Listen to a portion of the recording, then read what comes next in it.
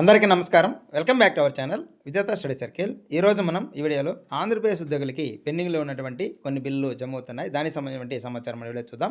అంతకంటే ముందుగా మన ఛానల్లో ఉద్యోగులు మరియు పెన్షనర్లకు సంబంధించినటువంటి జీతాలు, పెన్షన్లు, డిఏ, పిఆర్సీ, సర్వీస్ మ్యాటర్ సంబంధించినటువంటి ప్రతి అంశాన్ని వివరిస్తూ విశ్లేషణ చేస్తూ 100% ఖచ్చితమైన తాజా సమాచారంతో వీడియో చేయడం జరుగుతుంది.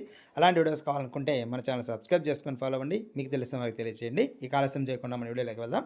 మొదటగా ఏపీజీఎల్ఐకి సంబంధించి ఇటీవల 15 రోజుల క్రితం అంతకుముందు ఎవరైతే అప్లై చేస్తున్నారో మెచ్యూరిటీ బాండ్స్ కానీ లేదా సరెండర్ బిల్స్ కానీ లేదా ఎంఏఓ గారిచే అప్రూవ్ కాబట్టి టోటల్ బాండ్స్ అమౌంట్ 4 లక్షల లోపు ఉన్న వారికి ఈరోజు 29/10/2025 నుంచి ఉదయం నుంచి కూడా క్రెడిట్ అవుతున్నాయి.